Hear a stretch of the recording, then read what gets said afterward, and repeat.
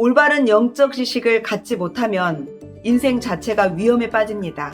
거짓 교사들의 가르침이 혼란을 가져왔습니다. 예수님이 곧 재림할 것이라는 그릇된 지식으로 큰 패단이 생긴 것입니다. 사람들이 지금의 생활을 소홀히 하기도 하고 재림이 당장 이루어지지 않는다는 이유로 그리스도를 등지는 사람도 생기기 시작한 것입니다. 거짓 교사들은 대낮에도 흥청대면서 먹고 마시는 것을 낙으로 생각하는 자들입니다. 그들은 들뜬 영혼들을 찾아다닙니다. 그러므로 거짓 가르침에 대한 경계심을 한순간도 늦추지 말아야 합니다. 따라서 욕망으로 얼룩진 세상에 등을 돌려야 합니다. 하나님이 주신 생명을 붙잡아야 합니다. 주 예수를 경험하면서 영적 성숙을 이루어가야 합니다. 그것만이 하나님 나라에 이르는 길을 갈 수 있습니다.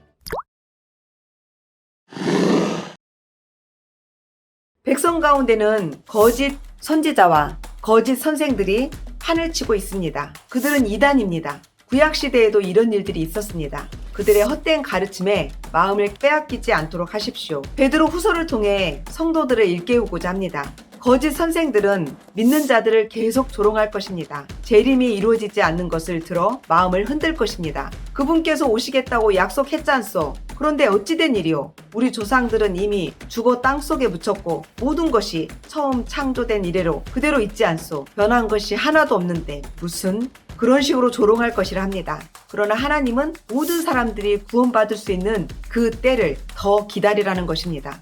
그 날은 도둑같이 분명히 올 것이라는 것입니다. 우리는 새하늘과 새 땅을 맞이할 것이라 이렇게 격려합니다. 바울은 AD 64년경 체포되어 로마 감옥에 투옥되었습니다. 바울 서신에 등장했던 거짓 교사들은 대부분 율법주의자들이었습니다. 율법을 지켜야 구원을 얻을 수 있다고 주장한 자들이었습니다. 그러나 지금 베드로는 그 이후 등장하는 거짓 교사들의 주장에 반박합니다. 그것은 바로 예수 그리스도를 부인하고 재림을 잘못 이해하는 이단들이었습니다. 베드로전서가 외적 박해를 언급했다면 베드로 후서는 내적인 환난을 다룬 것입니다. 재림을 부인하고 도덕적으로 단정치 못한 생활로 혼란스럽게 하는 거짓 가르침에 속지 말라는 것입니다.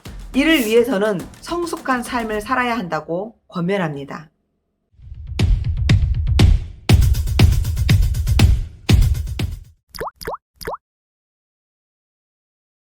교회 안으로 몰래 파고 들어온 거짓 교사들에 대해 믿음을 지키도록 권면합니다.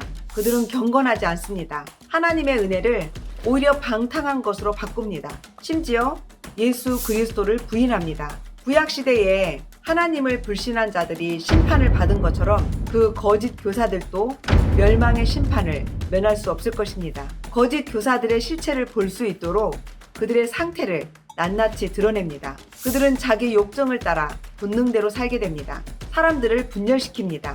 이럴수록 성도들은 거룩하도록 힘쓰고 성령으로 기도해야 합니다. 하나님의 사랑 안에 머무르면서 자기를 지키라고 권면합니다.